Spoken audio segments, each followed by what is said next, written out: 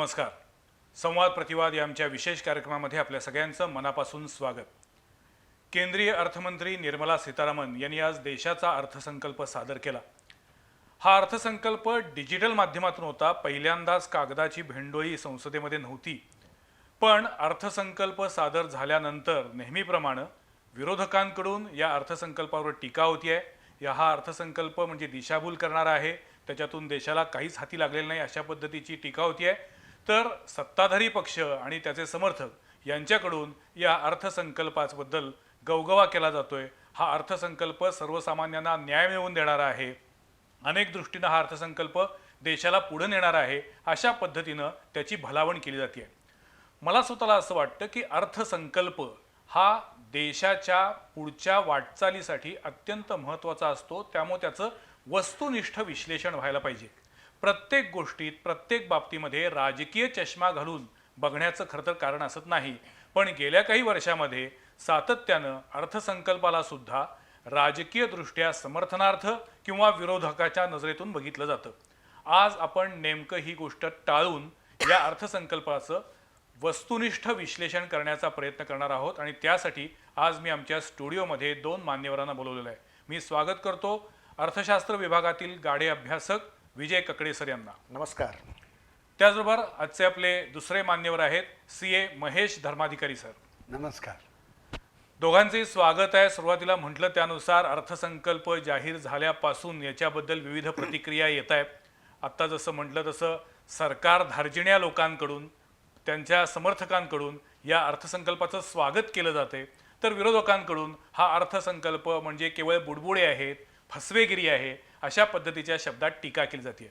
मला ककडे सर तुम्हाला विचारायचं आहे, तुम्ही या अर्थसंकल्पाकडे कसं बघता? हा अर्थसंकल्प देशाच्या दृष्टीनं आपल्याला एक पाऊल पुढे नेणार आहे, मागं नेणार आहे, की जैसे थे ठेवणार आहे?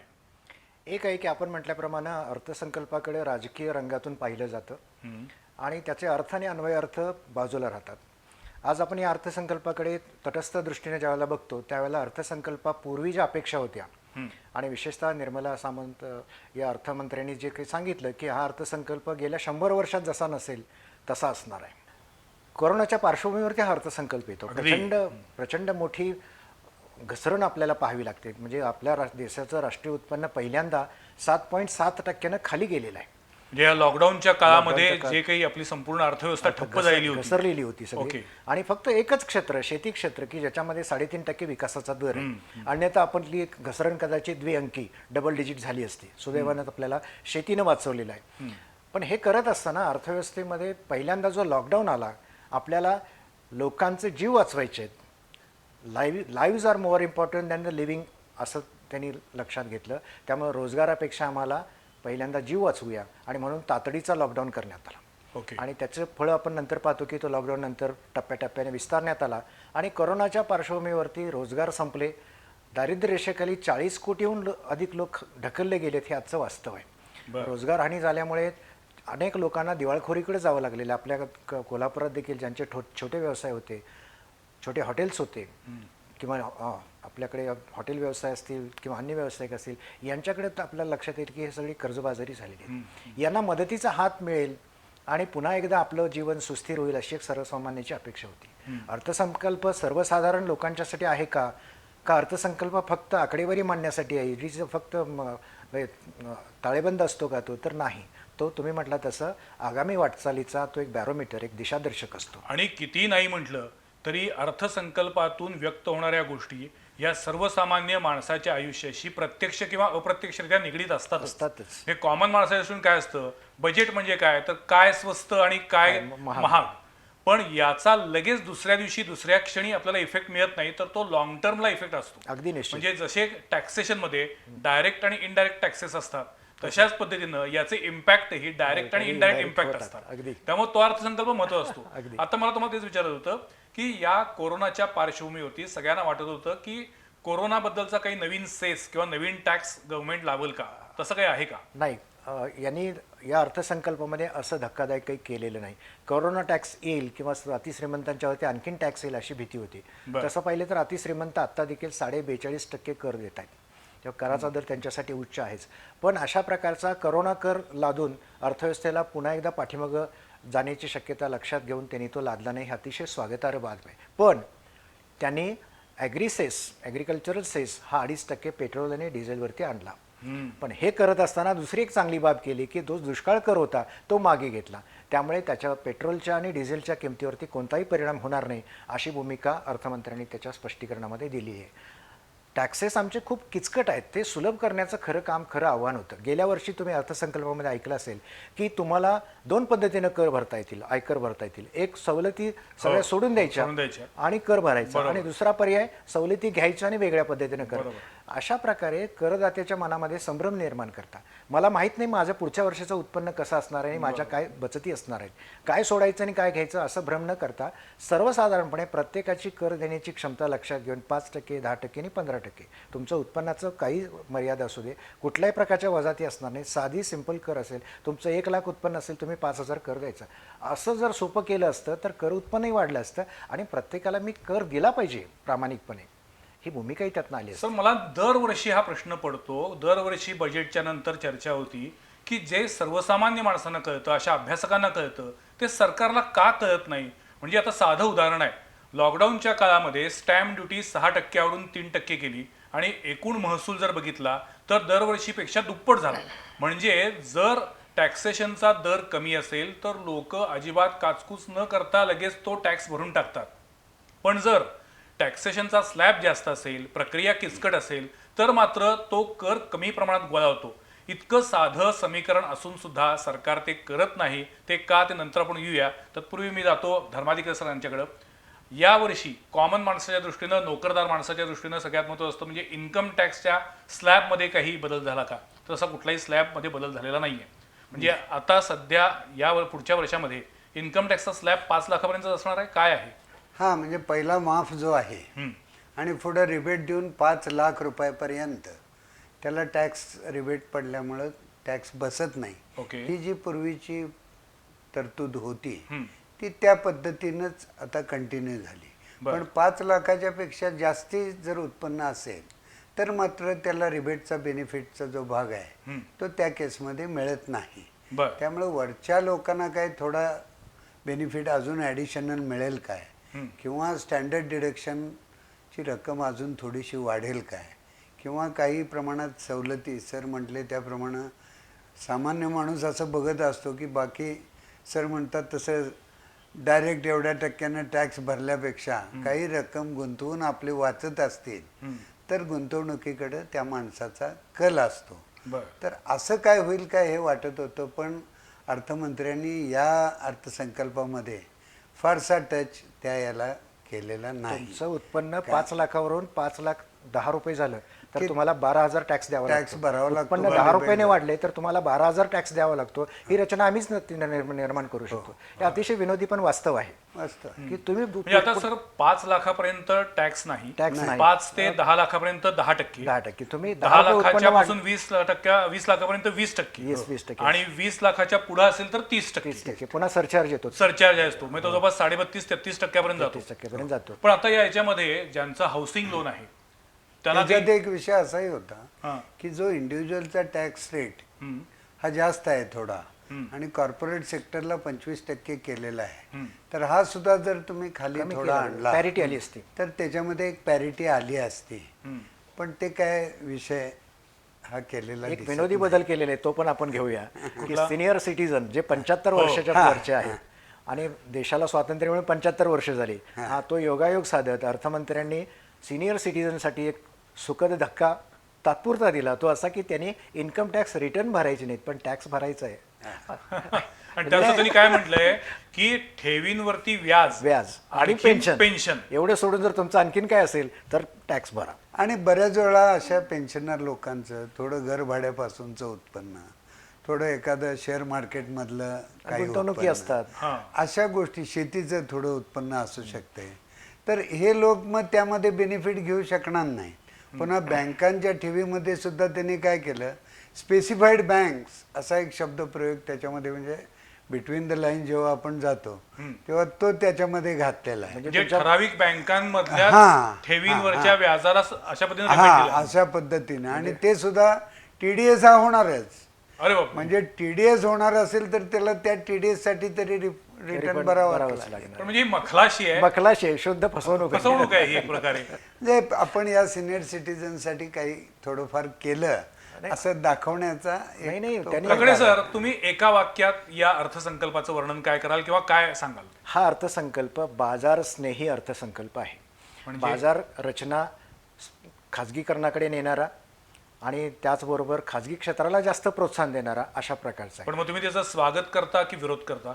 निश्चितपणे बाजाराची शिस्त सर्वांनीच पाळली पाहिजे, पण बाजार व्यवस्था अनेकांच्यावरती अन्यायकारक पण असते. त्यांना संरक्षण देणारी व्यवस्था यामध्ये नाही.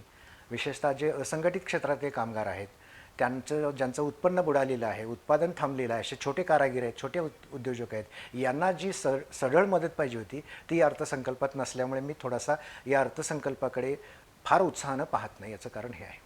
शेतीविषयी काय? माजी खासदार राजू शेट्टी यांनी हा अर्थसंकल्प म्हणजे केवळ बुडबुडे आहेत, अत्यंत निराशाजनक आहे, शेतकऱ्यांच्या हाती केवळ पुन्हा एकदा भोपळाच दिलेला आहे, अशा पद्धतीची विधानं केली आहेत. तुमचं काय म्हणणं आहे? शेतकऱ्यांना काही दिलासा दिलाय का?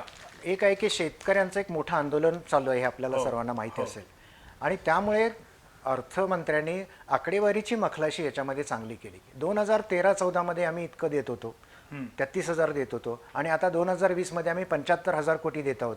हे सांगत असताना या काळात किमती देखील दुप्पट तिप्पट वाढलेल्या आहेत.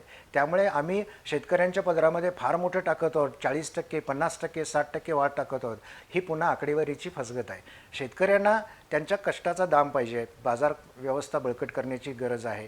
आणि तुम्ही आमच्यावरती कायदे लादू नका, आमच्याशी चर्चा करा आणि मग आमच्या फायद्याचं काय ते आम्हाला ठरवू द्या. ही शेतकऱ्यांची आज आंदोलकांची भूमिका आहे. ते थोडंसं नलिफाय करण्याचा प्रयत्न, म्हणजे बघा आम्ही तुम्हाला इतकं देतो, आता तरी चर्चेला या, असा एक अर्थपूर्ण संदेश या अर्थसंकल्पातून दिलेला आहे. पण शेती बळकट करायची असेल तर, आणि शेतकऱ्याचं उत्पन्न दुप्पट करण्याची योजना पंतप्रधानांनी मांडली, त्याला आता आपण लवकरच 2022 मध्ये येत आहोत.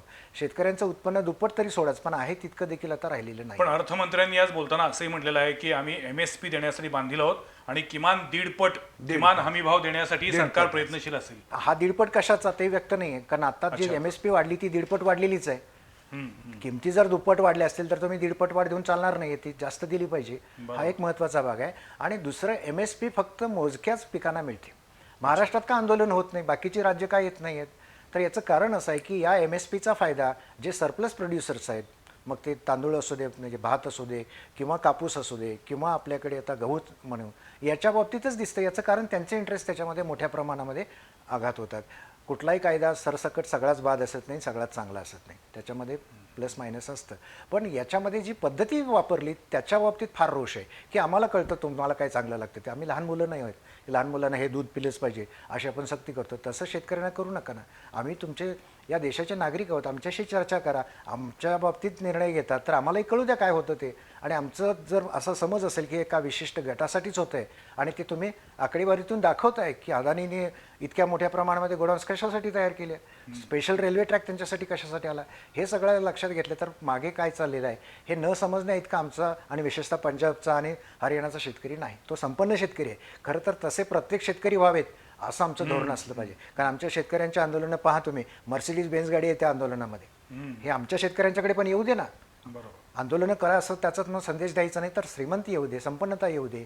याचं कारण असं आहे की ती सगळी व्यवस्था त्यांनी त्या पद्धतीने टिकवली. पण या बजेटमध्ये शेती क्षेत्रासाठी काही तरतूद केली आहे? केलं.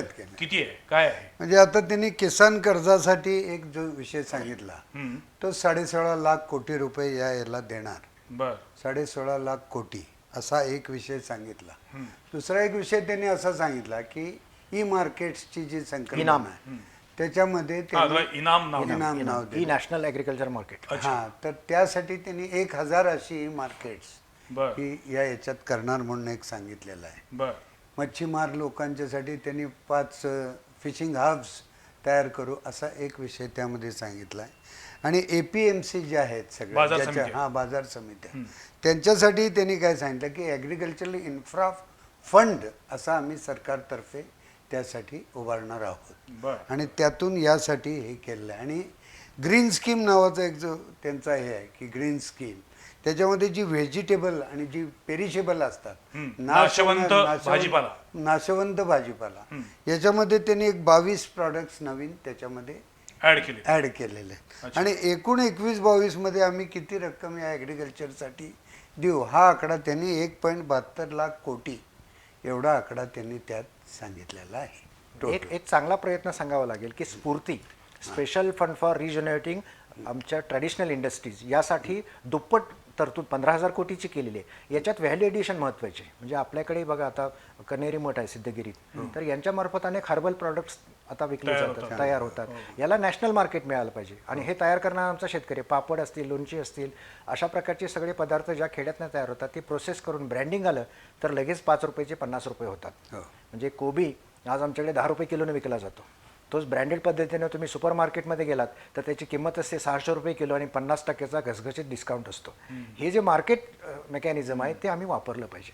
नुसतेच आपले पपई घेऊन बसलेले आहात, तुमचा वडापाव 20 रुपयाला असतो आणि पपई 10 रुपयाला असते, तो बिचारा बसलेला असतो झाडाखाली कुठेतरी धुळीमध्ये.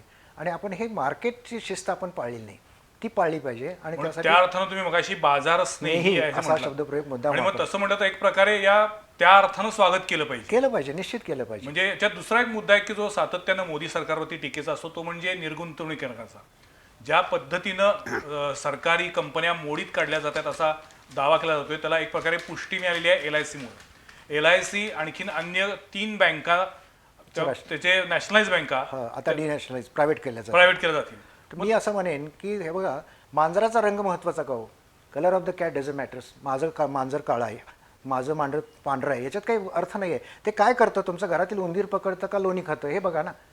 पब्लिक सेक्टर म्हणजे काही ते देव आहेत आणि ते सगळे तुमच्या सेवेसाठी बसले असं चित्र कुठेही नाही. कुठल्याही सरकारी ऑफिसात जा, तुम्हाला तिथले अधिकारी किती प्रेमानं वागवतात, प्रेमानं सोडून द्या, आहे ते काम किती करतात आणि ते काम करण्यासाठी त्यांना मुळात पगार दिलेला असतो, ते न करता परत तुमचं देखील असतात.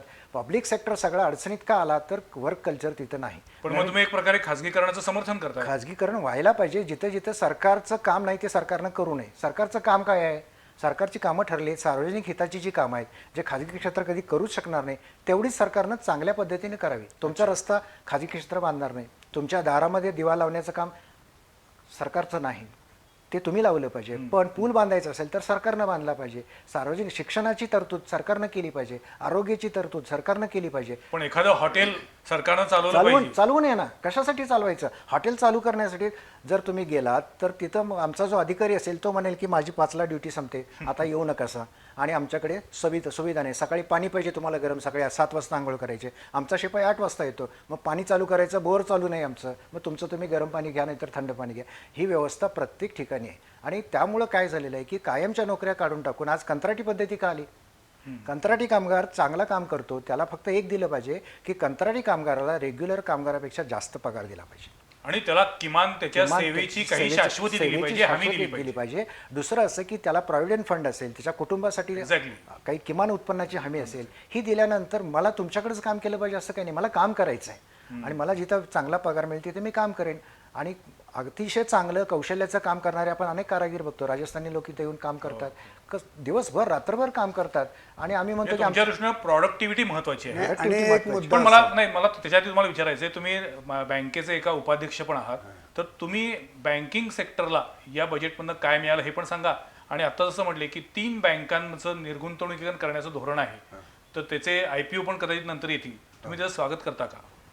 स्वागत, कारण एकीकडं नॅशनलाइज बँकांना 20,000 कोटींचा काहीतरी सरकारनं बूस्टर डोस कॅपिटल इन्फ्युजन केलं दिलंय ना या बजेटमधनं, दरवेळा दिलं. आत्ताही 20,000 कोटी द्यायला लागले. हा पैसा शेवटी जातो कुणाचा? सामान्य माणसाचाच पैसा त्याच्यामध्ये जातो. 8 लाख कोटी NPA आहेत, हा, त्या तुलनेमध्ये 20,000 म्हणजे चनेफुटानेच आहे, काहीच नाही. जो NPAचा मोठा हे आहे ते आता त्यांनी त्यामध्ये दिलेला. पुन्हा सामान्य माणसाचा प्रश्न तोच असतो की NPA म्हणजे थकीत कर्ज कुणाची, तर मोठ्या कंपन्यांची, धनदांडग्यांची, जे प्रचंड हजारो कोटींची, शेकडो कोटींची कर्ज घेतात आणि परदेशात पळून जातात. सर्वसामान्य माणसानं मात्र 50,000चं कर्ज घेतलं असेल, त्यानं हप्ता भरला नसेल तर मात्र जप्ती होते. मग NPA करायचा धनदांडग्यांनी आणि पुन्हा सर्वसामान्य माणसाच्या खिशातून पैसे काढून टॅक्समधनं घेऊन त्याच्यातून या बँकांना बूस्टर डोस द्यायचा, हे कितपत व्यवहार्य आहे, किती वर्ष चालणार आहे? म्हणूनच विषय डिसइन्व्हेस्टमेंटचा जेव्हा येतो, तुम्ही जेव्हा म्हटलं की या 2 बँका किंवा 3 बँका या डिसइन्व्हेस्टमेंट होणार आहे, ह्याचं कारणच हे आहे की ते पैसे सरकारनंच घालायचे म्हटलं तर पुन्हा तुमच्याकडनं घेऊनच सरकार घालणार. ओके. ते न घालता उलट ते जर प्रोफेशनली मॅनेज झालं. ओके. आज एअर इंडियाचं डिसइन्व्हेस्टमेंट झालं, आता ते विषय पूर्ण करणार. LIC डिक्लेअर झालं, हां. IDBI बँक डिक्लेअर झाली, बाकी 2 बँकांची नाव अजून डिक्लेअर झाली नाही. कॅनरा बँक आहे त्याच्यामध्ये. बर. अच्छा. पण मग बँकिंग तज्ञ म्हणून तुमच्या दृष्टीनं ही प्रोसेस योग्य आहे? नाही, मॅनेजमेंट प्रोफेशनली व्हायला पाहिजे, हा पहिला भाग. ओके. आता मोठ्या कर्जांच्या बाबतीत जे प्रॉब्लेम्स येतात ते काय येतात तर वरच्या लेवलच्या मॅनेजमेंटनं त्याचा योग्य विचार हा आधी केलेला असणार नाही, म्हणून ते बुडीत झाले. आपल्या लेवलची जी कर्ज असतात त्याच्यामध्ये काही कर्ज जी असतात ती इंटेन्शनल डिफॉल्टर, विलफुल डिफॉल्टर नसतात, परिस्थितीमुळे डिफॉल्टर झाले असतात. आणि ही जी कर्ज असतात ही विलफुल डिफॉल्टर. एक्झॅक्टली. मग त्यामुळेच तर आणखीन ती जी काही त्यातली विसंगती ती वाढतीये. म्हणून त्यात ते लॉस करायचा आणि तो परत सरकारनं घालायचा, म्हणजे पुन्हा आपणच घालायचा. हा विषय सरकारनं त्यांचं काम करावं, दुसरी कामं त्यांनी स्वतःवर म्हणजे तुम्हाला असं वाटते का की बँका सुद्धा खाजगीकरणाच्या तत्वावरती चालवल्या तर त्या अधिक व्यवस्थित चालतील?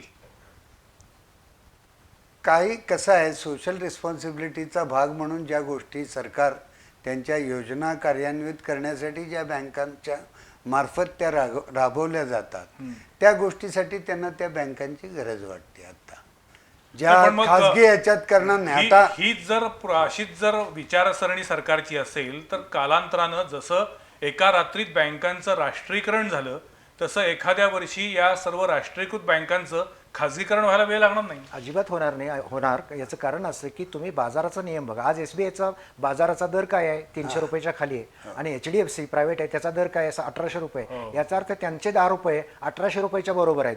आणि आमचे पब्लिक सेक्टरमधल्या बँकांचे, आता मी बाकीच्या युको बँक किंवा हे म्हणत नाही, ज्यांचे 10 रुपयाच्या बरोबरचे 10 रुपयाचे आहेत. तर प्रश्न असा आहे की तुम्हाला सर म्हटले तसं काही सामाजिक जबाबदारीसाठी बँका पाहिजेत तर त्या सरकारी बँका ठेवा आणि स्पष्ट त्यांचं उद्दिष्ट गरीब लोकांना मदत करणं, सार्वजनिक कामासाठी मदत करणे ठेवलं पाहिजे. स्पर्धात्मक पद्धतीने मोठ्या धनदांडग्यांच्या ताब्यामध्ये आज 8 लाख कोटी रुपये जे अडकलेले आहेत ते सगळे आमचे तुमचे आहेत. आणि ह्याची अप्रत्यक्षरित्या आपणच. पण आता त्यांनी सगळ्या बंद न करता त्या कन्सॉलिडेट करायला लागले. काही मोठ्या बँका राहतील की ज्या बँका हे सोशल रिस्पॉन्सिबिलिटी, एकूण 6 किंवा 7च बँका राहतील, बाकी सगळ्या मर्ज करतील किंवा त्याचं प्रायव्हेटायझेशन करतील. पुढच्या मुद्द्याकडे येऊया. गेल्या काही वर्षामध्ये मागचा जो मुद्दा होता तुमचा की डिसइन्व्हेस्टमेंट, तर त्याच्यामध्ये आपल्याला डिसइन्व्हेस्टमेंट करत असताना या गव्हर्नमेंट मशिनरीमुळं इथला खर्च वाढत जातो आणि हा वाढल्यामुळं ते तोट्यात येतं. एखाद्या गोष्टीमध्ये आज कंत्राटी कामगार जो आहे 10-15 हजार रुपयामध्ये जे काम करतो त्या कामाला तुम्ही जर 60,000 रुपये 7वा वेतन आयोग, 8वा वेतन आयोग, तर ते प्रॉफिटमध्ये येणारच नाही, ते लॉसमध्येच राहणार. आणि हे तुमचं मुख्य काम आहे का? तर नाही आहे. म्हणजे पुन्हा कसं आहे की खाजगीकरणाला कुणी कितीही विरोध केला, त्याचे काही मुद्दे असले तरी काळाच्या ओघामध्ये काही गोष्टी व्यवहार डोळ्यासमोर ठेवून कराव्या लागतील, असं तुमचं म्हणणं आहे? अगदी बरोबर. एक सेफ्टी नेटची संकल्पना असते. खाजगी क्षेत्र चांगलं कधी असतं तर त्याला सेफ्टी नेट असेल तर माझा रोजगार गेल्यानंतर माझं कुटुंब रस्त्यावर येणार नाही यासाठी सरकारनं मदत केली पाहिजे. बरोबर. आपण पुढच्या मुद्द्याकडे येऊया. तो होता रेल्वेचा. कारण आता रेल्वे अर्थसंकल्प बंद झालेला आहे. आता ह्या जनरल अर्थसंकल्पामध्येच रेल्वेचा असतो.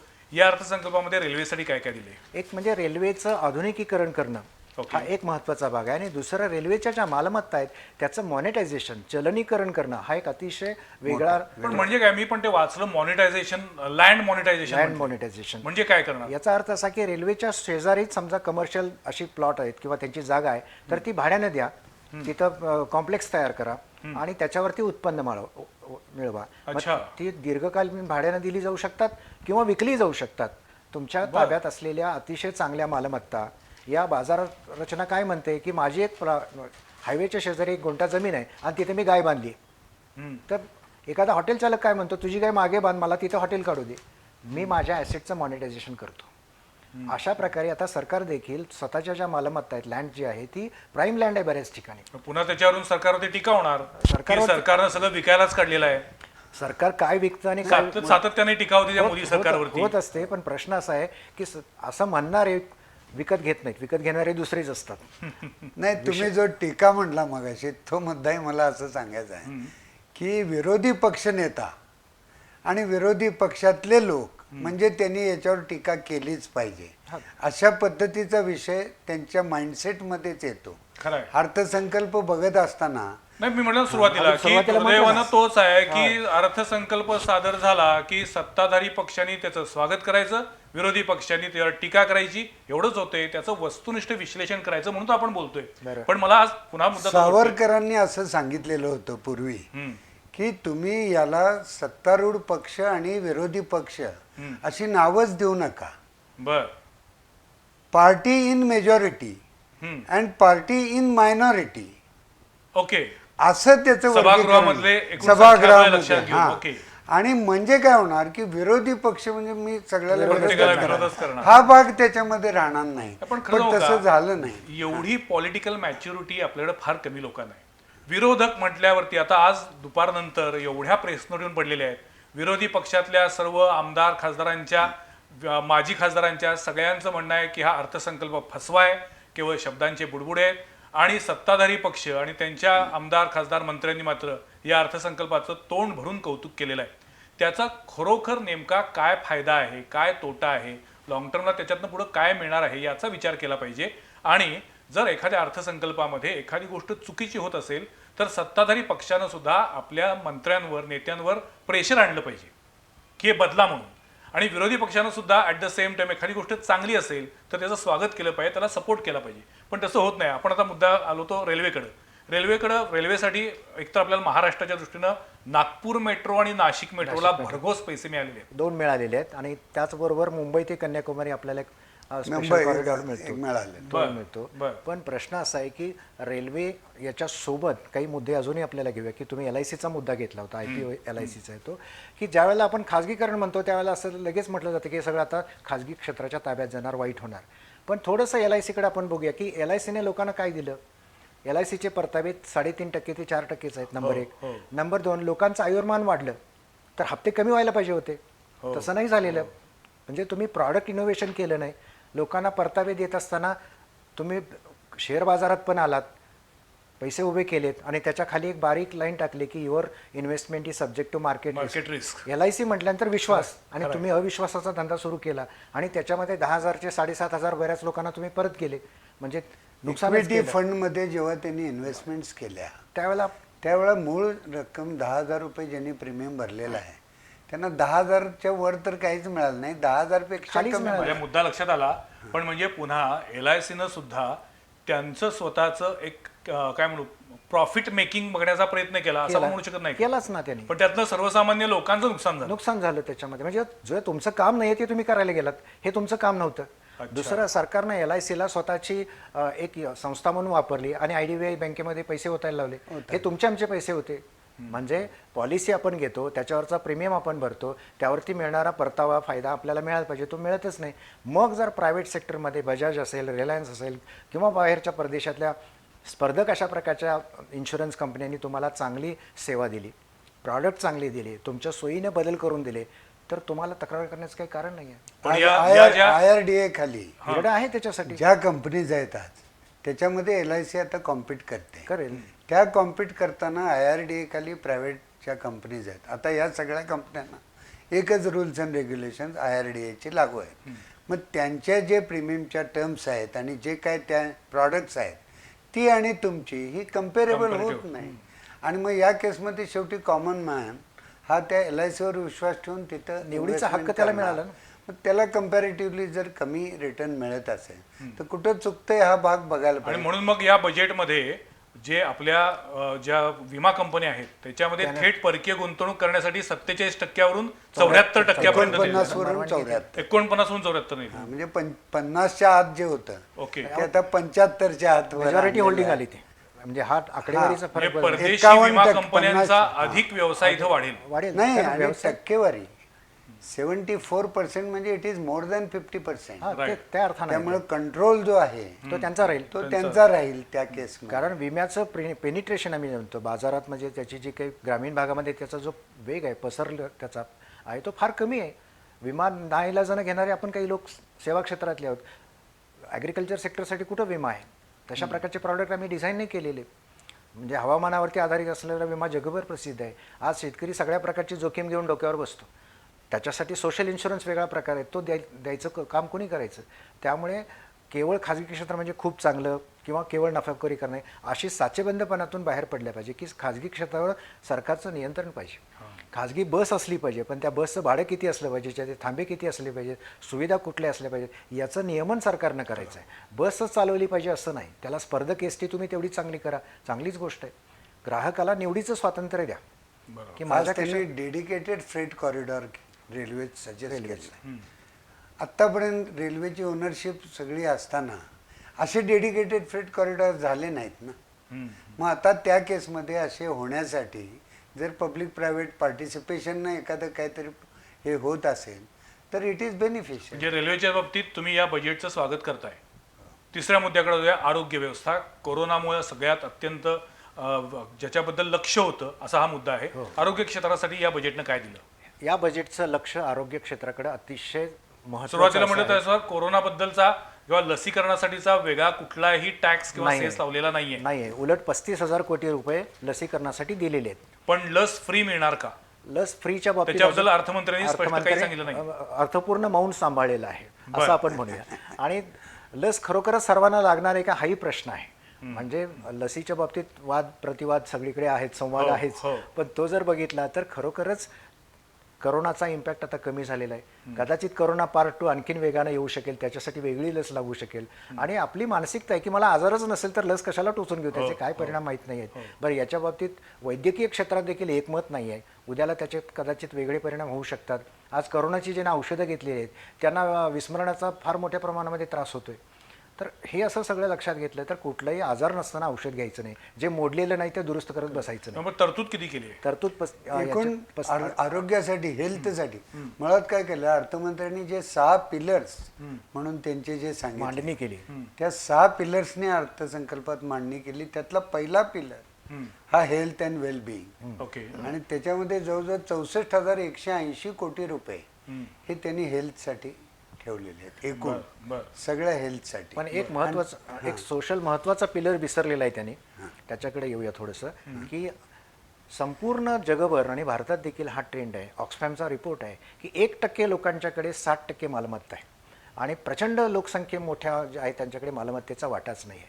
ही विषमता आपल्याकडेही वाढते. म्हणजे अंबानींचं 1 तासाला असलेलं उत्पन्न आमच्या 5 खेड्यांच्या वार्षिक उत्पन्नाबरोबर आहे. तर ही विषमता कमी करणं हे सरकारची जबाबदारी आहे. म्हणजे हे सरकारचं कार्य आहे, ते या बजेटमध्ये केलेलं नाही. म्हणजे सरकारनं जे करायला पाहिजे प्रामुख्याने की लोकांची काळजी घ्या, शेतमजुरांची काळजी घ्या, कामगारांची काळजी घ्या, हे आमचे महत्त्वाचे घटक आहेत. बाजार व्यवस्था बळकट करणं हे तर आहेच आहे, पण ते करत असताना यांची देखील काळजी करायला पाहिजे होती. हा एक मिसिंग लिंक या सगळ्या अर्थसंकल्पामध्ये आहे. अर्थात त्यासाठी तातडीनं लगेच काही उपाययोजना होणार नाहीत. श्रीमंतांचं उत्पन्न कमी करण्यापेक्षा गरिबांचं उत्पन्न कसं वाढेल याकडे लक्ष देणं अधिक चांगलं. म्हणजे आम्ही असं म्हणत नाही की लगेच ज्यांचं उत्पन्न 10 लाखाच्या वरती आहे त्यांच्यावरती 40% कर बसा, असं नका करू. उलट ज्याचं उत्पन्न कमी आहे त्याला निगेटिव्ह इन्कम टॅक्स द्या. मिनिमम बेसिक इन्कमची संकल्पना जगभर राबवली जाते की माझं उत्पन्न 5,000 रुपयाच्या खाली जर महिना गेलं तर माझं समजा 4,000 झालं तर मला सरकारने 1,000 द्यावं, माझं 3,000 झालं तर 2,000 द्यावं. त्यातही अनेक धोके आहेत. आपण माणसाला ऐतखाऊ तयार करतोय का? नाही होत. तर हा अभ्यास झालेला आहे. मी मुद्दाम आपलं लक्ष वेधू इच्छितो की भारताचे अतिशय चांगले म्हणू आपण की बॅनर्जी यांनी जो अभ्यास केला, Nobel prize winner Abhijit Banerjee यांनी असं दाखवून दिल्याने हा दिल्लीच्या बाजूला मध्य प्रदेश आणि दिल्लीमध्ये 15,000 कुटुंबावरती प्रयोग केला की यांना जर आश्वासित उत्पन्न दिलं तर काय करतात, हे आळशी बनतात का? आळशीच्या पुढे मी असं त्यांचा प्रवाद होता की दारुडे बनतील, पैसे मिळाले की दारू. जे घडलं ते असं आहे की प्रत्येकजण आपल्या सन्मानासाठी झटत होता. दारू पिण्याचं प्रमाण कमी झालं आणि विशेषतः महिला वर्गाने सॅटिस्फॅक्शन व्यक्त केलं की आमच्या घरातली आता भांडणं कमी झाली. हा एक पूर्णपणे वेगळा मुद्दा आता तुम्ही मांडलेला आहे. तो आता बजेटच्या या चर्चेमध्ये पलीकडचा आहे. आता आपण 6 पिलर पैकी पुढच्या पिलरकडे जाऊया. आपण रेल्वेबद्दल बोललो. रेल्वेबद्दल आपण अर्धवट बोललेलो आहे आपण की रेल्वेतनं महाराष्ट्राला काही मिळाले का, किंवा आपल्या रेल्वे स्टेशनचं आधुनिकीकरण, तिथल्या काही सुविधा वाढवण्याबद्दल, तिथल्या स्वच्छतेबद्दल, याच्याबद्दल काही याच्यात निश्चित आधुनिकीकरणासाठी म्हणजे आमच्या रेल्वेज या विमानात सक्षम सेवा देतील अशा प्रकारची भूमिका घेतलेली आहे. आणि रेल्वेचं आधुनिकीकरण, रेल्वेचं चौपदरीकरण म्हणजे दुहेरीकरण रेल्वे करणं, विद्युतीकरण करणं, यासाठी इलेक्ट्रिफिकेशनचा मुद्दा महत्त्वाचा घेतलेला आहे की सगळे जे मार्ग आहे हे 2023 सालापर्यंत सगळे इलेक्ट्रिफिकेशन बरं, हा एक चांगला एक जिल्हा आहे. म्हणजे त्या डिझेलवरची किंवा याच्यावरची डिपेंडन्सी त्या यानं कमी होण्याचा भाग त्यामध्ये. पुढच्या मुद्द्याकडे येऊया. तो सगळ्यात महत्वाचा आणखीन एक शिक्षण. ओव्हरऑल शिक्षण क्षेत्रासाठी या बजेटनं काय दिलंय? अगदी शिक्षण क्षेत्रासाठी या अंदाजपत्रकामध्ये रिसर्च, नॅशनल रिसर्च फंडिंग यासाठी जी तरतूद केलेली आहे ती 5 वर्षासाठी 50,000 कोटी अशी केली. 50,000. ओके. पण दुसऱ्या बाजूला शिक्षण विषयक जो कायदा झाला आमचा, न्यू एज्युकेशन पॉलिसी जी आली त्याच्यामध्ये मात्र दरवर्षी 20,000 कोटी रुपये द्यायची तरतूद आहे. म्हणजे तिथं त्या पॉलिसीमध्ये सांगता आम्ही 20,000 कोटी देणार आहे आणि अंदाजपत्रकामध्ये मध्ये निम्मीच तरतूद 10,000 कोटीची केली जाते. ही विसंगती. ही विसंगती आहे. अच्छा. नंबर 2, एक चांगली बाब आहे की लेह लडाखमध्ये आमची एक हो. सेंट्रल युनिव्हर्सिटी येते. चांगली बाब आहे. लेहमध्ये नवीन एक युनिव्हर्सिटी स्थापन करू असं म्हटलं आहे आणि 100 सैनिकी शाळा सुरू करणार देशात, हे देखील असं याच अर्थमंत्र्यांनी जाहीर केलं आहे. हे देखील अतिशय आदिवासी विभागामध्ये आणि- सुद्धा किंवा त्या आणि- क्षेत्रामध्ये आणि- सुद्धा वेगळ्या शाळा सुरू करणार असं म्हटलं. आणि एक मुद्दाही त्याने असा घेतला की देशभरामधल्या 15,000 शाळा या जी नॅशनल एज्युकेशन पॉलिसी आहे त्याप्रमाणे क्वालिटेटिव्हली स्ट्रेंथन्ड बरं. अशा या 15,000 स्कूल्स या केली जातील. या बर. हा एक म्हणजे ॲटलिस्ट या 15,000 शाळांच्या पर्यंत तरी हा प्रयोग पण राबवला नवी जाईल. एज्युकेशन पॉलिसी सरकारनं प्रस्तावित केली आहे, ती अजून ऍक्सेप्ट केलेली नाहीये, स्वीकारलेली नाहीये. हो. नाही, नॅशनल एज्युकेशन न्यू असं नव्हे. अच्छा. त्याच्यामध्ये जे क्वालिटेटिव्हली या चांगल्या संस्था असण्यासाठी जे काय त्या संस्थेमध्ये असायला पाहिजे याचे निकष जे ठरवले आहेत ते या 15,000 स्कूलच्या बाबतीत केले जातात. नॅशनल एज्युकेशन कमिशन स्थापन करण्याचाही प्रस्ताव त्यांनी दिलेला आहे, याच्यामध्ये मांडलेला आहे. ओके. तर मुळात सरांनी म्हटलेला मुद्दा महत्त्वाचा आहे की आंतरराष्ट्रीय स्तरावरती असू दे किंवा राष्ट्रीय स्तरावरती असू दे, शिक्षण हे गुणवत्तापूर्ण झालं पाहिजे. हां. आणि त्यासाठी अर्थातच ती केवळ सरकारची जबाबदारी नाही, समाजाची देखील आहे. आणि त्या अर्थाने थोडंसं बघितलं तर नवं शैक्षणिक धोरण हे काही टप्प्यांमध्ये खूप वेगळं आणि चांगलं आहे. ते या अर्थाने की तुम्हाला आता अकॅडमिक क्रेडिट बँकची स्थापना होती, तर याच्यामध्ये मी 6 महिने अभ्यास केला तर मला त्याचं एक क्रेडिट मिळेल. आणखीन मला कामासाठी रोजगार सोडला, बाहेर पडलो तर आणखीन 6 महिने नेऊन मी दुसरं क्रेडिट मिळवेन, मला आवडीचं मी शिकेन. ह्या सुविधा चांगल्या येत आहेत आणि ती खरोखर स्वागतार्ह बाब आहे. आदिवासी भागामध्ये 758 एकलव्य शाळा सुरू केल्या जातील असंही त्यांनी घोषणा केली आहे. बरोबर. म्हणजे आदिवासी भागातल्या शिक्षणाला पण महत्त्व दिलेलं महत्त्व आहे. दिलेलं आहे. पण आता या सगळ्या घोषणा या पुढच्या एका वर्षामध्ये इम्प्लिमेंट होणार का? मला नेहमी असं वाटतं की दरवर्षी बजेट मांडलं जातं, दरवर्षीच्या बजेटमध्ये सरकारकडून ज्या घोषणा केल्या जातात त्याचं इम्प्लिमेंटेशन होतं का हे कधी तपासलं जातं? हा अतिशय महत्त्वाचा मुद्दा आहे की कुठलाही अर्थसंकल्प मांडत असताना गेल्या अर्थसंकल्पामध्ये आम्ही केलेल्या तरतुदी आणि त्याचे परिणाम, प्रत्यक्ष झालेलं काम आणि त्याचे परिणाम. यात परिणाम एक पानामध्ये इम्पॅक्ट म्हणजे बजेट इम्पॅक्ट अनालिसिस ते दिलं पाहिजे. म्हणजे पुढच्या इयत्तेत जात असताना मागच्या इयत्तेमध्ये मी पास का झालोय झालो का? Exactly. याचे गुणवत्ता पत्रक अगदी असतं. बरोबर. तसं ते असलं पाहिजे. दुर्दैवानं तसं नाही. त्यामुळे घोषणा होतात, आपणही एक दिवसामध्ये चर्चा करतो, आपणही विसरतो आणि नंतर पुन्हा मागचं काम पुढं असं पद्धतीने चालतं. तर याच्यावरती लोकांचा एकंदरीत दृष्टिकोन असला पाहिजे की बजेट येण्यापूर्वी, बजेट फेब्रुवारीमध्ये 1 फेब्रुवारीला मांडत असेल तर आपण जानेवारीच्या 15ला 26 जानेवारीमध्ये बसून सांगितलं पाहिजे की सरकारनं मागच्या अर्थसंकल्पामध्ये हे सांगितलं होतं, ते केलेलं नाही आहे, इथं कमी पडलेलं आहे आणि निधी इतका सांगितला, प्रत्यक्षात वापर इतकाच आहे. म्हणजे घोषणा होतात तुम्हाला 20,000 कोटी आणि पुन्हा सुरुवातीला म्हणलं त्यानुसार की या सगळ्याचा ठोकताळा मांडत असताना त्याच्यामध्ये राजकीय चष्मा नको. जे झालेलं आहे ते झालेलं आहे, जे झालेलं नाही ते झालेलं नाही. Factual त्याबद्दल सरकारला नक्की जबाबदार राहिलं पाहिजे. टेक्स्टाईलसाठी या सरकारनं काय केलेलं आहे? टेक्स्टाईल इंडस्ट्रीला काही कुठं दिलासा दिलाय का? 7 टेक्स्टाईल स्पेशलाइज पार्क्स, मोठे मेगा पार्क स्थापन करतायत. बरं. आणि आपल्या दृष्टीनं म्हणजे महाराष्ट्राच्या बाबतीत आणि आपल्या प्रदेशाच्या दृष्टीनं इचलकरंजी तर याची फार मोठी एक झेप आपल्याला म्हणावं लागेल, ती मिळते. टेक्स्टाईल अपग्रेडेशन ज्याला आपण म्हणतो, सगळ्या लूम्स अपग्रेडेशन करणं यासाठी निधी आहे आणि याच्यातून भारत हा सध्या टेक्स्टाईल एक्सपोर्टमध्ये मागे पडतोय. बांगलादेशसारखे छोटे देश आपल्या पुढे जात आहेत. तर ती एकंदरीत जी काही परिणामाची स्थिती दिसते ती आपण आता यातनं बाजूला करतोय. ही चांगली तरतूद आहे. 3 वर्षामध्ये या DFI कडून 5 लाख कोटी रुपये या टेक्स्टाईलच्या ह्याच्यासाठी 3 वर्षात या DFI देतील, डेव्हलपमेंट फायनान्शियल इन्स्टिट्यूशन. बर. म्हणजे नुसतं आकडा पण सांगितलेला आहे 7 मेगा टेक्स्टाईल पार्कसाठी 3 वर्षामध्ये किती रक्कम त्यासाठी. पण ते 7 मेगा टेक्स्टाईल पार्क कुठं असतील ते अजून जाहीर नाही. हां, त्याचं लोकेशन किंवा ते कुठल्या राज्यात असेल साधारण त्याच्या उत्पादनाच्या याच्यावर निगडीत ते असेल. तपशील बजेट नंतर नंतर येतील. पाहावे लागेल. ओके. टॅक्सेशन बद्दल टॅक्सेशन बद्दल मुख्य मुद्दा काही नाही, म्हणजे ज्याच्यामध्ये इन्कम टॅक्सचा स्लॅब आहे असाच ठेवलेला आहे आहे, असा ठेवला. मग प्राप्तिकरामध्ये कोणताही बदल नाही. किंवा मगाशी म्हटल्यासारखं 75 वर्षाच्या पुढच्यांना जो डायरेक्ट टॅक्सेस किंवा इनडायरेक्ट पण टॅक्सेस एक मुद्दा त्यांनी चांगला जो मला सांगायचा आहे हो. की पूर्वी असेसमेंट झाल्यानंतर किंवा काही या रिओपनिंगचा 6 वर्षापासूनच्या केसेसचा 3 अभ्यास वर्ष. केला जातो तो 3 वर्षावरती आणतो. 3 वर्ष म्हणजे 3 फार वर्ष मागं जाऊ नका, मागच्या 3 वर्षाचा अभ्यास करा, त्याची स्क्रुटिनी करा, त्याचीच तपासणी करा. पण 5-6 वर्ष आधी काय केलं होतं 10 हे वर्ष आता बघितलं मागं जाणार. 6 वर्ष मागं असं जो जायचा विषय होता कर दहशतवाद, टॅक्स टेररिझम हा कमी केला. हा कमी केला. आणि त्यातनं इज ऑफ डुईंग ती बिझनेस विवाद से एक म्हणजे ती विश्वास स्कीम- तक, विश्वास तक. विवाद- त्या स्कीमला पण आता काही थोडी मुदत वाढ दिली आहे ना. थोडी मदत वाटते कोरोनाच्या याच्यामुळे दिलेली आहे. अच्छा. पण अशा केसेस सेटल होऊन जातील त्या ह्याच्यात.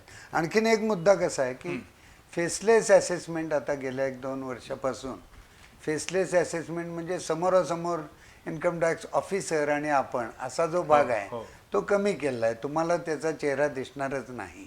ओके. या फेसलेस असेसमेंट होणार. तो आत्ता कोल्हापुरातली केस असेल आणि ते अमृतसर मधला माणूस बघत असेल आणि जो कोण बघत असेल तोही आपल्याला माहीत माहित नसेल. नाहीये. अशा पद्धतीची फेसलेस असेसमेंट. आणि आता त्याच्यानंतर गेल्या वर्षी फेसलेस अपील हा पण आता त्यांनी अनाऊन्स केलं होतं. अच्छा. आणि या बजेटमध्ये त्यांनी अपीलच्याही पुढं फेसलेस ट्रायब्युनल्स बर. असा विषय केला. म्हणजे आता चेहरा ऍडजस्टमेंट किंवा मॅनेज करणं या गोष्टी कमी करण्याच्या दृष्टीने महत्वाचं पाऊल आहे. हो, पण त्याच्यात त्याची दुसरी बाजू सुद्धा आहे हा.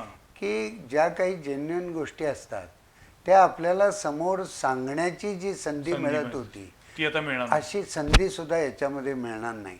आणि काही प्रोव्हिजन्स अशा आहेत त्यातल्या किचकट की एखाद्या गोष्टीत आपण चालू असताना एखादी गोष्ट नंतर कळली, नंतर समजावून सांगितली, पहिल्यांदा राहून गेली, हा भाग जो होत असतो तो आता यामध्ये होणार नाही. तुम्ही पहिल्यांदा जे काय द्याल त्या बेसिसवर आणि हे देताना चुकून जर काही चूक झाली तर ती चूक दुरुस्त करणं ही अत्यंत कठीण गोष्ट या फेसलेस असेसमेंटमध्ये हा जो मेकॅनिझम केला या फेसलेसचा हा जरासा किचकट कटकटीचा आहे, त्रासदायक पण होऊ शकतो. त्रासदायकही होऊ शकणार आहे. फेसलेस टू फेथलेस असं व्हायला नको. हा हा हा असा तो एक विषय. पुढचा एक मुद्दा घेतो गृहनिर्माण क्षेत्र. कारण क्रीडाई कोल्हापूर असेल, क्रीडाई महाराष्ट्र असेल यांनी या अर्थसंकल्पाबद्दल नाराजी व्यक्त केलेली आहे.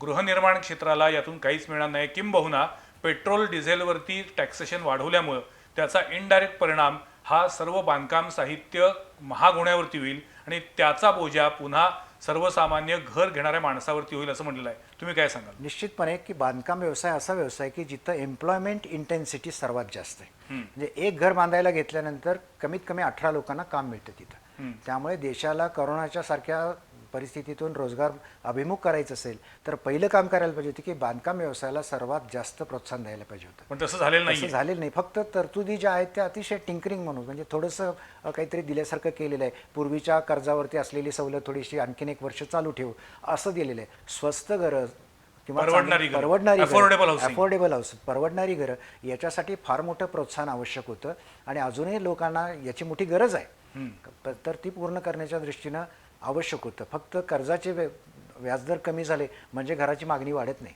त्याच्यासोबत बाकीच्या गोष्टी ज्या लागतात त्या गोष्टींच्या बाबतीत आपण फारसं काही केलेलं नाही. एक्साइज ड्युटी किंवा न खपलेली आता बऱ्याचशा बिल्डर किंवा व्यावसायिकांचा एक विषय जो आहे की बांधलेला याचा खर्च एवढा आला आहे, आज यांची रेकनरची जी किंमत आहे ज्या किमतीच्या खाली व्यवहार होऊ शकत नाही, प्रत्यक्षात तर त्या किमतीला खरेदी घ्यायला कोणी येत नाही.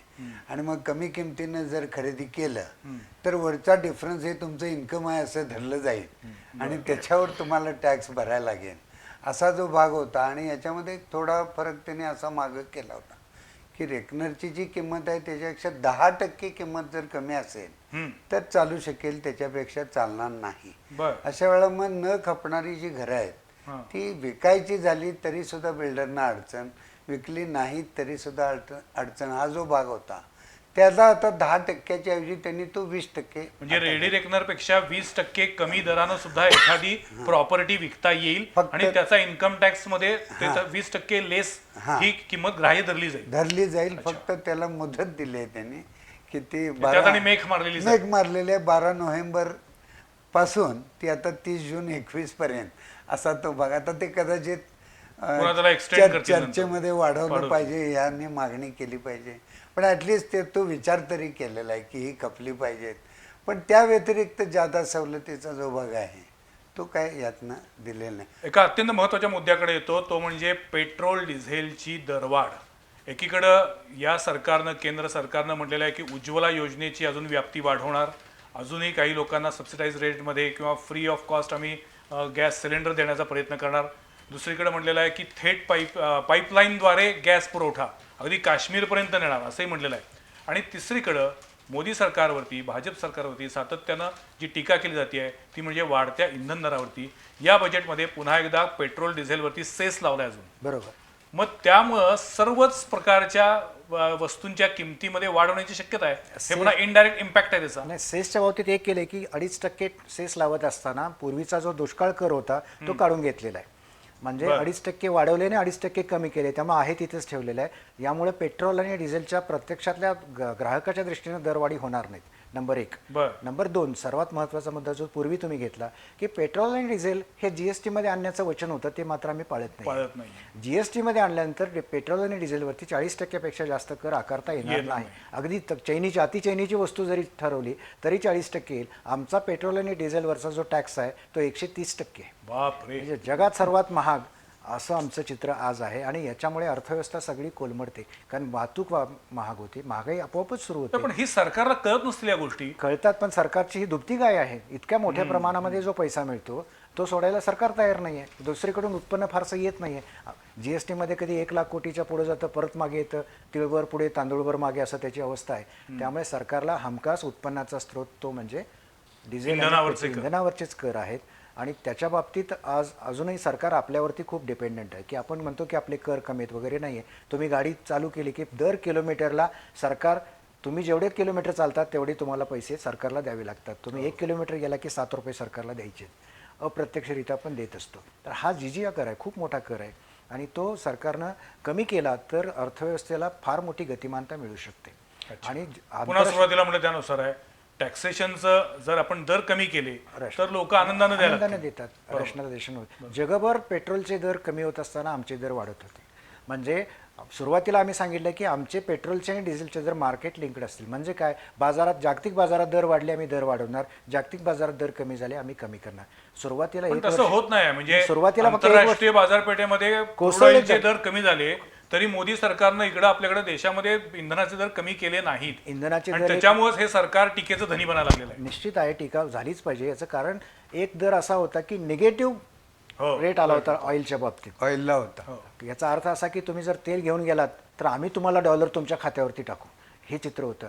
त्यावेळेला आमच्याकडे तेल साठा करायला विहिरीच नव्हत्या. जागतिक बाजारपेठेतलं स्वस्त तेल उचलून जर आम्ही साठा केला असता घरात आणून, तर ते साठप करण्याची यंत्रणा आमच्याकडे नाही. आमच्याकडे जे साठा आहे तो फक्त 6 महिनेपूर्वी एवढाच असतो. त्यामुळे सातत्यानं आम्हाला त्यांच्यावर अवलंबून राहावं लागतं. त्यांनीच दर चढ करणं का नाही त्यांचं असते, कार्टेलवरती आहे सगळं.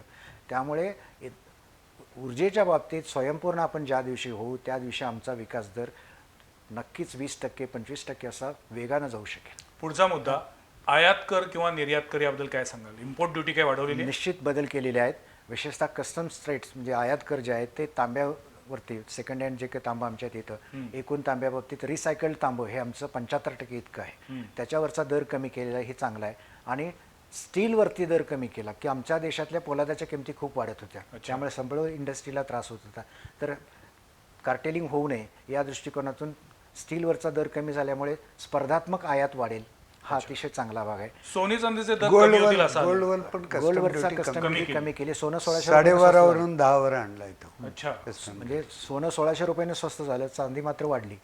हे चित्र तिथे दिसतं. आता हे इंटरनॅशनल मार्केट आहे, याच्यात आपण काही फारसं इलेक्ट्रॉनिक्ससाठी मोबाईल इंडस्ट्रीसाठी विशेषतः की मोबाईल इंडस्ट्रीवरती टॅक्स आला, त्यामुळे परदेशात येणारे महागडे मोबाईल हे महाग होतील, आमच्या देशातले मोबाईल मात्र स्पर्धक बनतील किंवा चांगलं होतील. अशा दृष्टीनं रोजगार वाढीसाठी देखील हे अत्यंत आवश्यक आहे. आणि महत्त्वाचं असं की कस्टम असू दे किंवा डायरेक्ट टॅक्स असू दे, यात एक बारीक बदल केलेला आहे, तो असा की हे सगळं IT बेस्ड केलेलं आहे. तुम्ही जे काही व्यवहार कराल ते सगळे तिथे दिसणार आहेत. त्यामुळे तुम्ही चुकवी फसवाफसवी करत असाल तर त्याच्यावरती सरकार प्रचंड मोठ्या शिक्षेसह येत आहे. आणि त्यामुळं हे न करता तुम्ही चांगले व्यवहार करा. फक्त हे करत असताना व्यवसायामध्ये काही अडचणी असतात सरांनी सांगितलं तसं, त्या लक्षात घ्या. एखादा माल तुम्ही पाठवला आणि त्याला आवडला नाही, पसंत पडला नाही, त्याने परत केला, तर त्याची व्यवस्था काय करायची? त्याचा GST तर मी भरलेला आहे आणि ते परत आलेलं मला भुर्दंड येतो, तर त्यावरती मला काहीतरी सवलत मिळाली पाहिजे. रिटर्नच्या बाबतीत एक महत्त्वाचं त्यांनी एक गोष्ट यात सांगितली, डिटेलिंग अजून नाही, पण प्री फिल्ड रिटर्न्स येणार आहेत आता, ज्याच्यामध्ये तुमचा इंटरेस्ट असेल, तुमचा डिव्हिडंड असेल, तुमचा एखादा कॅपिटल गेनचा ट्रान्झॅक्शन असेल, जो त्यांना त्यांच्या माध्यमातून पॅनवरती दिसतो ना सगळं, तो पॅन पॅनवर नंबर टाकलं की सगळी कुंडली समोर. नाही, ते तुमच्या रिटर्नला ते प्रीफिल्ड करून देणार आहे. ते भरून आणि मग या केसमध्ये काय होतं की ज्या केसमध्ये आपल्याला काही गोष्टी वेगळ्या म्हणायच्या असतील किंवा हे असं नाही, तर ते म्हणण्याची संधी सुद्धा त्यात मिळणार नाही किंवा त्याच्याबद्दल बघण्याचा अँगल वेगळा होऊ शकेल. डायरेक्ट क्लेमच आहे तो. हां, असा एक विषय या प्रीफिल्ड रिटर्नच्या बाबतीत एक कुठपर्यंत ते करणार हा माहीत नाही, पण असा रिटर्न जर आले आणि मग ते फील्ड जर तुम्हाला चेंज करता येत नसतील किंवा चेंज केलं तर त्याच्याबद्दल संशयानं काही बघितलं जात, तर त्याचा त्रास त्याच्यामध्ये. यांनी जसं एका वाक्यात सांगितलं की हा अर्थसंकल्प म्हणजे बाजारच नाही अर्थसंकल्प आहे, मार्केट फ्रेंडली आहे, तसं तुम्ही काय सांगाल? नाही, इन्फ्रास्ट्रक्चर याला खूप प्राधान्य याच्यामध्ये दिलेलं आहे. बर.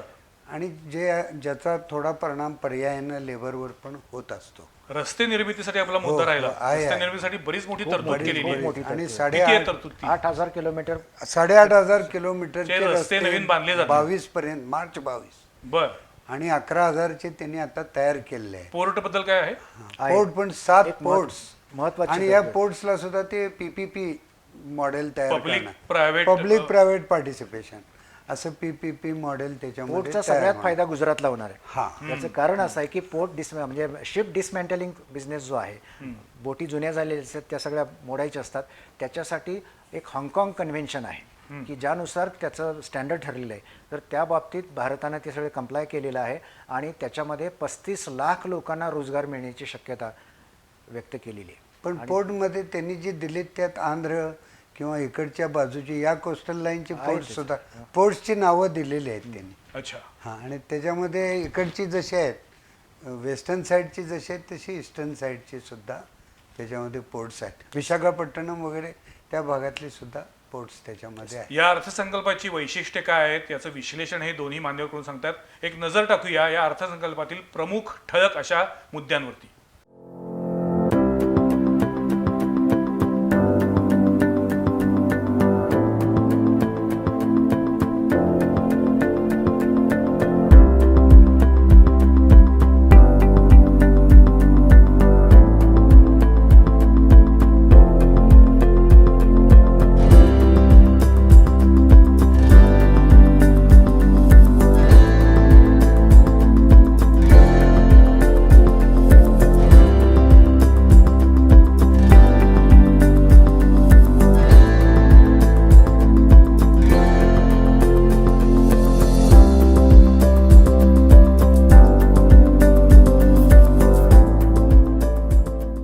आपण बघितलं की या वर्षीच्या अर्थसंकल्पाचे प्रमुख मुद्दे काय आहेत ते जवळपास एक तासभर आपल्याला धर्माधिकारी सर आणखीन ककडे सर सांगतायत की या अर्थसंकल्पाचा एक बेसिक आपल्याला जर उल्लेख करायचा झाला तर तो जसं म्हटलं की बाजार स्नेही आहे, इन्फ्रास्ट्रक्चर निर्माण करणारा आहे आणि प्रत्येक अर्थसंकल्पाला दोन बाजू असतात.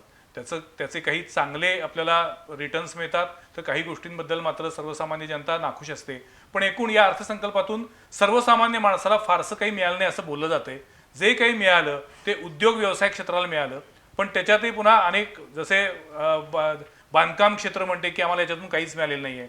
शेतकरी वर्ग नाखुश आहे असं सांगितलं जाते. याचं अंतिम चित्र म्हणजे कुठलाही अर्थसंकल्प सादर झाल्यानंतर आपण त्याच्यावरती लगेच चर्चा करतो, पण त्याची प्रत्यक्ष अंमलबजावणी झाल्यानंतरच त्याची फळं बघायला मिळतात ना. नक्कीच, हो.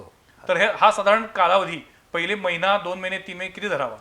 कसं होतं याच्या बाबतीत असं नक्की कालावधी नाही सांगतात, पण त्याची अंमलबजावणी ज्या वेगानं होईल, कारण वर्षाचा अंतिम कालावधी आहे, तर किमान एक 4 महिन्यानंतर त्याची फळं दिसायला पाहिजेत अच्छा. आणि 6 महिन्यापर्यंत त्याचं जाणवलं पाहिजे की खरोखर त्याची फळं आहेत. आता या अर्थसंकल्पानं सर्वसामान्य लोकांना काहीच दिलं नाही असं नाही. हे सगळे अप्रत्यक्ष फायदे, मग ते आरोग्य क्षेत्रातले असतील, पायाभूत सुविधा क्षेत्रातले असतील, हे सर्व त्याला मिळणारच आहेत. आणि त्यामुळं केवळ त्यांच्या खिशामध्ये काही वस्तू स्वस्त केल्या आणि काही वस्तू महाग केल्या अशा छोट्या चौकटीमध्ये न बघता एकूण अर्थसंकल्पाचे होणारे परिणाम जर बघितले तर करोनाच्या पार्श्वभूमीवरती एक चांगला प्रयत्न सरकारनं केलेला आहे की पायाभूत क्षेत्राला महत्त्व द्यायचं, आरोग्याला महत्त्व द्यायचं, वित्तीय क्षेत्रामध्ये स्वच्छता स्पष्टता आणायची, छोट्या गुंतवणूकदारांचे पैसे अडकले तर त्याला ते पैसे लवकर मिळतील याची व्यवस्था करायची, बँकिंग व्यवस्थेमध्ये कर्ज बाजार, ऋण व्यवसाय, त्याच्यासाठी नॅशनल डेट इन्स्टिट्यूट स्थापन करतायत 20,000 कोटीची. या बाबी निश्चितपणे मदत करणार आहेत. अर्थातच या पॅन्डेमिकच्या पार्श्वभूमीवरती अत्यंत धाडसपूर्ण कल्पनापूर्ण असं काहीतरी पाहिजे होतं, ते दाखवलं नाही. ते दाखवायला पाहिजे होतं. कदाचित पुढचं लक्ष त्यांचं असेल आणि सगळीच पत्ते एकाच वेळेला उघडायचे नसतात. हो, आणि 2024 वरती लक्ष ठेवून सुद्धा सगळं हळूहळू पत्ते खोलले जातील. तुम्हाला सगळंच आता दिल्यानंतर नंतर काय द्यायचं असाही प्रश्न असतो. पण एकूणच आज आता आपला बजेट जाहीर झाल्यानंतर आपलं शेअर मार्केट पण चांगलंच वधारलं. 2,000 अंकांनी सलामी दिली. अतिशय जेव्हा अर्थमंत्र्यांनी भाषण सुरू केलं 11 वाजता तेव्हा 800 तेव्हा 575 वाढलेला होता BSEचा इंडेक्स. ओके. अर्थमंत्र्यांनी जेव्हा भाषण थांबवलं तेव्हा तो 950 पर्यंत होता दीड तासात.